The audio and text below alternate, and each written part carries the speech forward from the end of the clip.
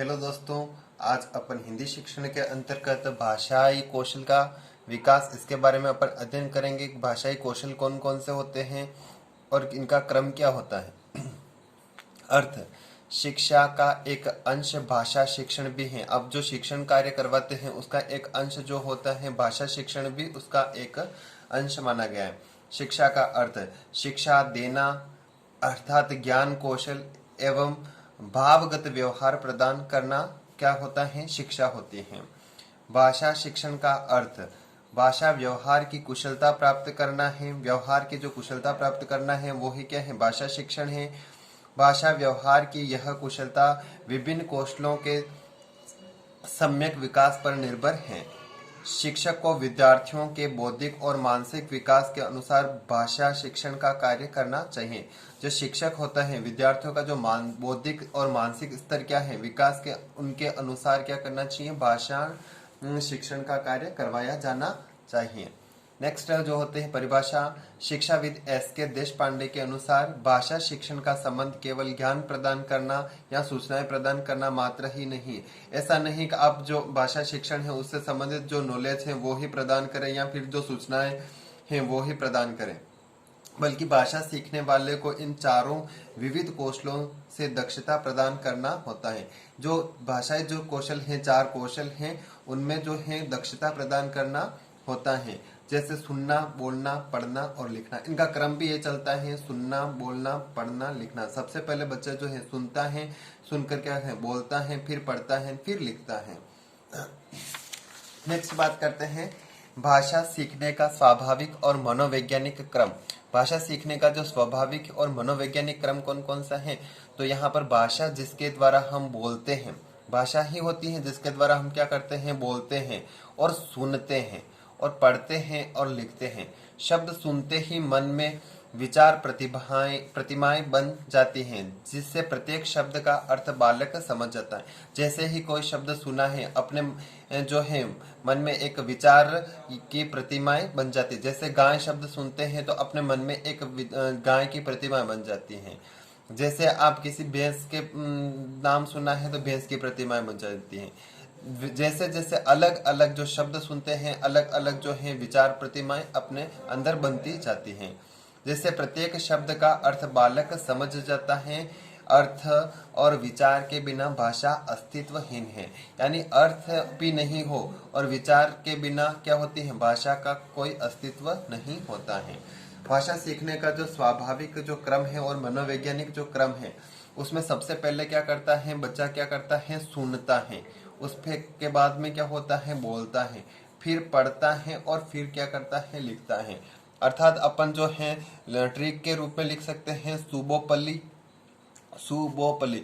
सु से हो जाएगा सुनना, बो से हो जाएगा बोलना, प से हो जाएगा पढ़ना और ल से हो जाएगा लिखना, यानी सुबोपली। यानी भाषा सीखने का मनोवैज्ञानिक क्रम क्या हो जाएगा, सुबोपली, अर्थात सुनना, बोलना, पढ़ना और लिखना। भाषा कौशल केवल एक या दो क्षमताओं तक ही सीमित नहीं। ऐसे नहीं है कि एक या दो क्षमताएं हैं वही भाषा कौशल है, वरन चारों जो है क्षमताओं का सम्मिलित महत्व ही अपन क्या कह सकते हैं, भाषा कौशल कहते हैं। यानी केवल अच्छा सुनना या केवल अच्छा बोलना ही भाषा कौशल के अंतर्गत नहीं आ जाता। यानी ये चारों के चारों जो कौशल हैं उसमें की क्षमताओं का जो सम्मिलित जो महत्व होता है उसको अपन क्या कहते हैं, भाषा कौशल कहते हैं। इसमें होता है सबसे पहले श्रवण कौशल, यानी सुनना हो जाता है, उसको ही आप क्या कहते हैं, श्रवण कौशल कहते हैं या सुनना कौशल कहते हैं।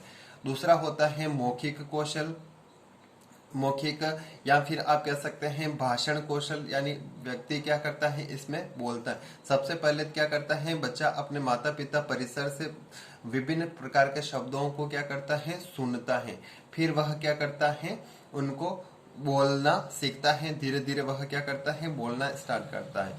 फिर पठन कौशल के अंदर या वाचन कौशल के अंतर्गत जो होता है बच्चा पढ़ता है या फिर वाचन करता है। फिर जो अंतिम कौशल जो हो जाता है लेखन कौशल या लिखित कौशल, यानी बच्चा उसको क्या करता है, लिखता है। तो यानी श्रवण कौशल जो होता है क्या होता है, सुनकर क्या करता है, अर्थ ग्रहण कर रहा है, इसलिए यह क्या हो जाएगा, ग्राह्य कौशल भी कहा जाता है। यह जो होता है मौखिक में क्या होता है, दूसरों के सामने अभिव्यक्त कर रहा है, अभिव्यक्त कर रहा है तो इसको अभिव्यंजना कौशल भी कहा जाता है। इस जो पठन होता है, पठन में क्या करता है, पढ़कर अर्थ ग्रहण कर रहा होता है, पढ़कर अर्थ ग्रहण कर रहा होता है, इसको क्या बोलते हैं, यह भी क्या किस प्रकार का कौशल हो जाएगा, ग्राह्य कौशल के अंतर्गत आ जाएगा। और ये लेखन जो होता है, लिखकर आप अभिव्यक्त कर रहे होते हैं, प्रस्तुत कर रहे होते हैं, प्रदर्शित कर रहे होते हैं, तो यह जो हो जाता है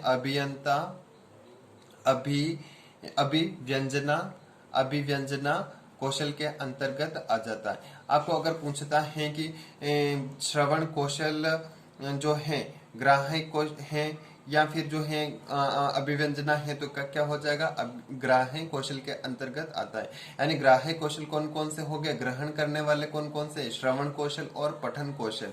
और जो है अभिव्यंजना कौशल कौन कौन से हो जाते हैं, तो अभिव्यंजना कौशल के अंतर्गत जो होता है मौखिक या फिर भाषण कौशल है, या फिर लेखन कौशल या लिखित कौशल जो इसके अंतर्गत आता है। नेक्स्ट बात करते हैं श्रवण कौशल। श्रवण कौशल क्या होता है, श्रवण कौशल का अपन नाम से ही पता चल जाता है कि सुनकर अर्थ ग्रहण करना जो होता है वह श्रवण कौशल के अंतर्गत आता है। तो भाषा सीखने में प्रथम स्थान श्रवण कौशल का है। जो भाषा अपन सीख रहे हैं उसमें जो है प्रथम स्थान किसका आ जाता है, श्रवण कौशल का आता है, क्योंकि सबसे पहले बच्चा क्या करता है, सुनता ही है। श्रवण कौशल अन्य कौशलों को विकसित करने की आधारशिला है। यानी सारे के सारे कौशल की आधारशिला कौन सी होती है, श्रवण कौशल है। यानी श्रवण कौशल ही अगर नहीं होता है तो बाकी के कौशल पूर्ण नहीं हो पाते हैं। सबसे पहले जो श्रवण कौशल जो प्राप्त किया जाता है वो श्रवण कौशल है। जो बालक सुनने में असमर्थ होता है वह बोलने में भी असमर्थ होता है।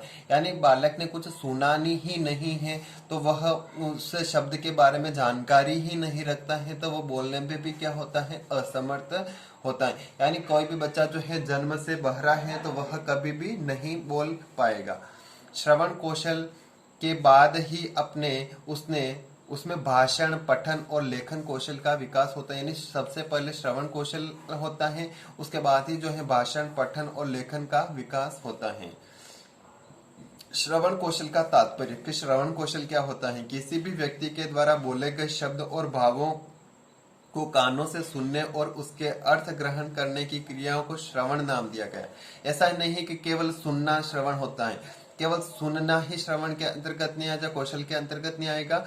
सुनकर वापस उसका अर्थ ग्रहण करना भी श्रवण कौशल के अंतर्गत आता है। बोलने वाले व्यक्ति ने जिस भाव से अपने विचारों को व्यक्त किया है, सुनने वाले व्यक्ति ने उसी भाव से उन्हें समझने की कोशिश की है। अभिप्रायः समझने की योग्यता को श्रवण कौशल कहते हैं।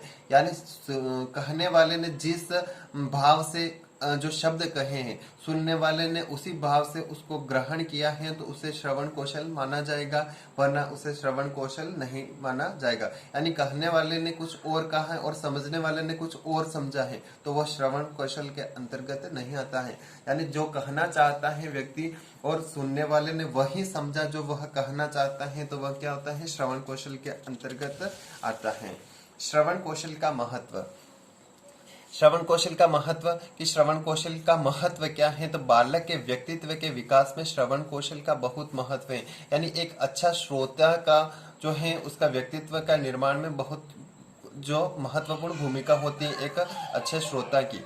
जन्म के बाद ही बालक विभिन्न ध्वनियों को सुनने लगता है। जो जन्म होता है उसके बाद बालक जो है विभिन्न प्रकार की ध्वनियों को सुनता है। जैसे बच्चों को प्रारंभ में सिखाते हैं पापा या फिर माँ, इस प्रकार के जो है शब्द उनको सुनने में मिलते हैं।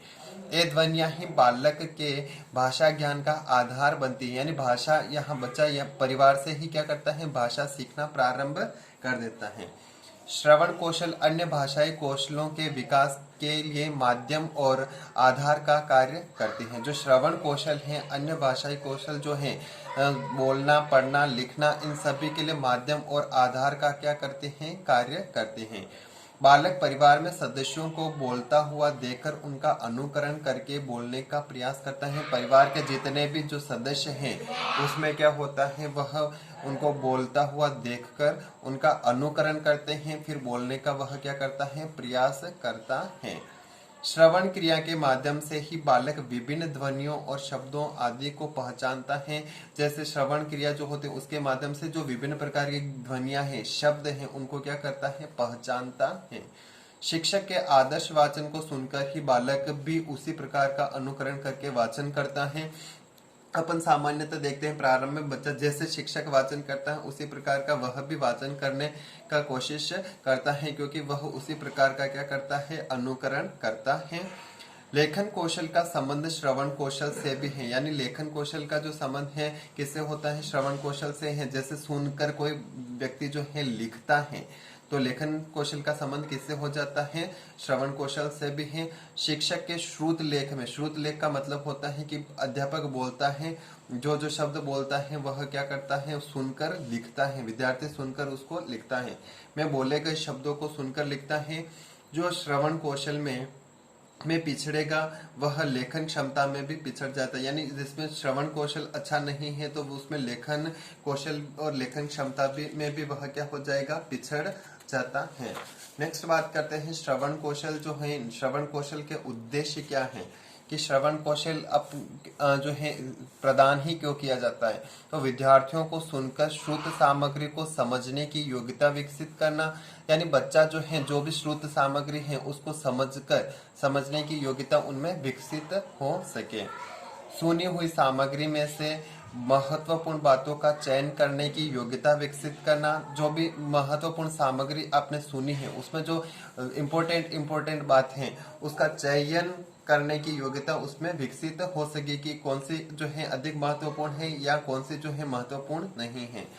विद्यार्थियों को इस योग्य बनाना कि वे दूसरों की बातों को ध्यान से सुनकर अर्थ ग्रहण करें, यानी विद्यार्थी को इस कौशल का जो उद्देश्य है कि विद्यार्थी को इतना जो है महत्वपूर्ण जो है इतना योग्य बनाए कि वह किसी के भी बातों को सुनकर उसका अर्थ ग्रहण कर सके, वह अगला क्या कहना चाहता है उसका अर्थ ग्रहण कर सके।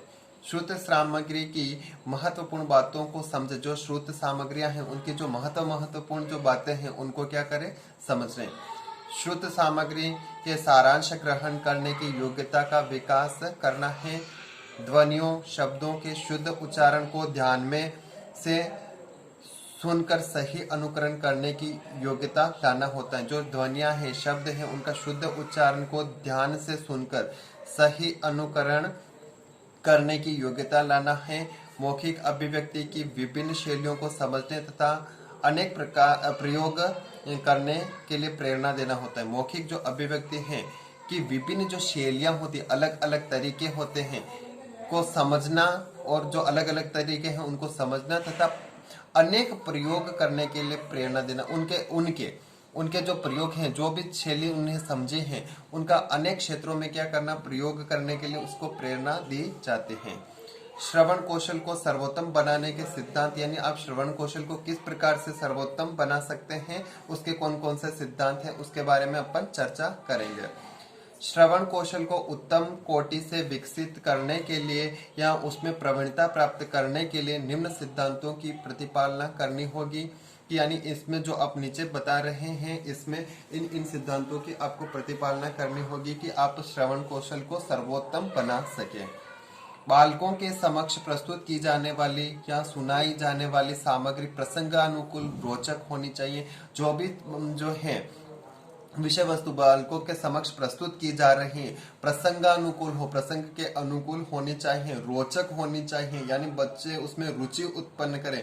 ऐसा नहीं कि बालक उसमें बोरियत महसूस करे, ऐसी भी सामग्री नहीं होनी चाहिए, वरना जो है श्रवण कौशल अच्छा नहीं बन सकेगा। अगर रुचि होगी, प्रसंग के अनुकूल होगा तो श्रवण कौशल उनका क्या होगा, सर्वोत्तम होगा, अर्थात सुनकर वह अधिक से अधिक ग्रहण कर सकेंगे।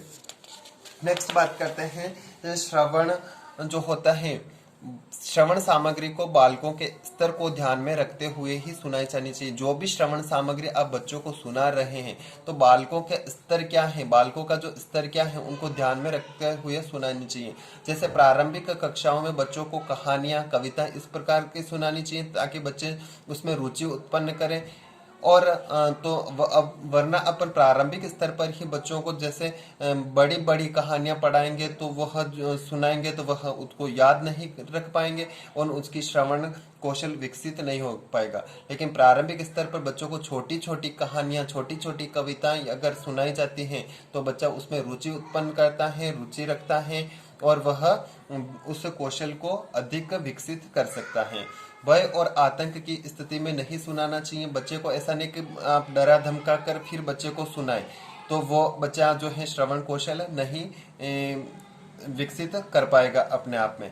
बालकों की दशा को ध्यान में रखते हुए स्वर की उच्चता, निम्नता आदि अवगुणों पर नियंत्रण रखकर प्रेरणा एवं ज्ञान के रूप में सुनना चाहिए। स्वर की उच्चता है कि निम्नता आदि यानी बालकों की दशा को ध्यान में रखकर उनको सुनाना चाहिए। शिक्षक द्वारा सस्वर वाचन, आदर्श वाचन एवं प्रसंग के अनुरूप भावानुकूल वाचन करना चाहिए। बच्चे शिक्षक का कर्तव्य होता है कि वह सस्वर वाचन करे, आदर्श वाचन करे, यानी शिक्षक जो इस करता है सस्वर वाचन जो होता है शिक्षक प्लस छात्र करते हैं। प्रसंग के अनुरूप भाव अनुकूल यानी जैसी भावना है कविता हो या कहानी उसके अनुकूल वाचन करना चाहिए। अधिक श्रवण के साथ साथ पाठ्य सहगामी गतिविधियों का प्रयोग करना आवश्यक है। यानी जो है अधिक जो श्रवण के साथ साथ क्या करने, पाठ्य सहगामी जो गतिविधियां जो आप विषय वस्तु पढ़ा रहे हैं उसके साथ साथ में पाठ्य सहगामी जो गतिविधियां होती उनका भी प्रयोग करना आवश्यक है। श्रवण कौशल में बालकों को प्रवीण या कुशल बनाने हेतु अत्यधिक अभ्यास का सहारा लेना चाहिए। यानी बच्चों को जो है श्रवण कौशल में अधिक कुशल बनाना है तो उसको बार बार उसका अभ्यास करवाया जाना चाहिए। श्रवण कौशल में दृश्य श्रव्य सामग्रियों का उपयोग जो है आप श्रवण कौशल आप बच्चे में विकसित कर रहे हैं तो किस प्रकार की जो सामग्रियां हैं उसका उपयोग कर सकते हैं। शिक्षक विद्यार्थियों के उच्चारण को ठीक करने के लिए निम्न दृश्य श्रव्य सामग्री का उपयोग करता है, जैसे ग्रामोफोन जो भाषा से संबंधित जो है त्रुटि होती है बच्चा उसमें अपना सुधार कर सकता है। बच्चा जो है सुनता है, ग्रामोफोन आपने देखा होगा कि टीवी वगैरह में कि जैसे माइक की तरह पड़ा रहता है उसमें जो है कैसेट वगैरह डालते हैं और उससे संबंधित जो है उसमें शिक्षण मिलता है। रेडियो जो आपने सबने देखा है क्या करता है, इसमें भी सुनकर अर्थ ग्रहण किया जाता है। ग्रामोफोन में भी क्या किया जाता है, सुनकर अर्थ ग्रहण किया जाता है। टेप रिकॉर्ड पहले जो है शिक्षक जो होता है उचित भाषा में शुद्ध भाषा में टेप रिकॉर्ड करता है फिर उसको बच्चों को सुनाता है ताकि वह अशुद्धियों को दूर कर सके। दूरदर्शन जो होता है उसमें शुद्ध उच्चारण के साथ साथ वह चित्रों को भी क्या कर सकता है, देख सकता है। चलचित्र जो होता है फिल्म वगैरह उससे भी बच्चा क्या करता है, श्रवण कौशल उसमें विकसित हो सकता है। नेक्स्ट बात करते हैं कि शिक्षण की विधियां कौन कौन सी होती हैं। अगर श्रवण कौशल विकसित करना है तो आप किस किस विधि इनके माध्यम से आप श्रवण कौशल जो है विकसित कर सकते हैं। एक तो दे रखी है प्रश्नोत्तरी विधि, एक दे रखी है सस्वर वाचन है, एक दे रखी है श्रुत लेखन, एक दे रखी कहानी कहना तथा सुनना और एक है भाषण। प्रश्नोत्तरी इसमें सामान्य सी बात है कि प्रश्न पूछता है और ताकि उसमें जो है बच्चे में क्या हो सके है, सुनने की क्षमता विकसित हो सके, बच्चा एक्टिव रहे। सस्वर वाचन यानी सस्वर वाचन करवाया जाता है, शिक्षक के साथ में बच्चे भी क्या करते हैं, वाचन करते हैं तो उससे में भी क्या होता है, श्रवण कौशल उसमें विकसित हो सकता है। श्रुत लेखन, शिक्षक बोलता है, शिक्षार्थी जो भी शब्द बोलता है शिक्षक उसको क्या करता है, लिखता है। और इसमें कहानी कहना तथा सुनाना जो है शिक्षक कहानी कहता है तथा बच्चा उसको सुनकर वापस क्या करता है, सुनाता है तो वह कहानी कहना तथा सुनना आ जाता है। भाषण के अंदर जो है भाषण दिया जाता है, बच्चे से भी भाषण दिलाया जाता है तो ये भाषण ये सारे के सारे जो शिक्षण होते हैं किससे संबंधित हो जाते हैं, श्रवण कौशल से संबंधित हो जाते हैं। प्रश्नोत्तरी विधि जो होती है उसकी बात करते हो तो पठित सामग्री पर प्रश्न पूछने चाहिए। जो पठित जो सामग्री है बच्चे को जो पढ़ाया जा रहा है उससे संबंधित बच्चों को क्या किया जाता है, प्रश्न पूछे जाते हैं। इससे जांच हो जाएगी कि छात्र सुनकर विषय वस्तु को ग्रहण कर रहे हैं या नहीं। अध्यापक जो है कक्षा ले रहा है कालांश में बीच में बच्चों से क्या करता है, पूछता है ताकि बच्चे सुन रहे हैं या नहीं सुन रहे हैं उसका उसको पता लग जाता है। सस्वर वाचन की बात करता हूँ, शिक्षक के आदर्श वाचन का अनुकरण कितनी सफलता से विद्यार्थियों ने किया है यह छात्रों का श्रवण कौशल बताएगा। कि यानी बच्चे को जो बताया गया है आदर्श वाचन के दौरान बच्चे ने कितना ग्रहण किया है, तो विद्यार्थियों ने कितना ग्रहण किया है, तो छात्रों का श्रवण कौशल उसको बता सकता है। नेक्स्ट बात करते हैं कि श्रवण जो श्रुत लेखन जो होता है, श्रुत लेख में बालक सुनकर लिखेगा, यानी बच्चा क्या करता है, सुनता है, फिर क्या करता है, लिखता है। अध्यापक बोलता है जो ध्यान से सुनेगा वही शुद्ध रूप से लिखेगा। जो ध्यान से सुनेगा, सीधी सीधी बात है, यहाँ समझाने जैसा कुछ भी नहीं। जो ध्यान से सुनता है वही क्या है, शुद्ध रूप से लिखेगा। जो ध्यान पूर्वक नहीं सुनेगा वह लिखने के समय कई शब्दों को छोड़ देगा। नेक्स्ट बात करते हैं कहानी कहना तथा सुनना। शिक्षक कहानी सुनाकर फिर विद्यार्थियों से सुने।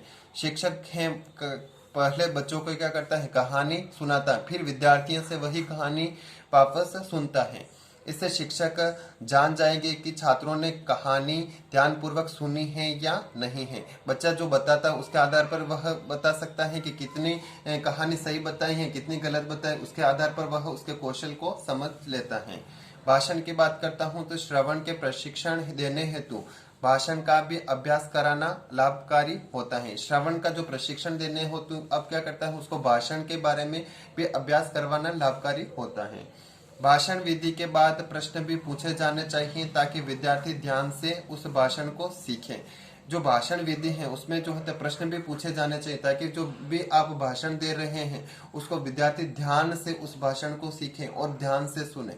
Thank you. मेरे चैनल को सब्सक्राइब करना, अधिक से अधिक लोगों को शेयर करना।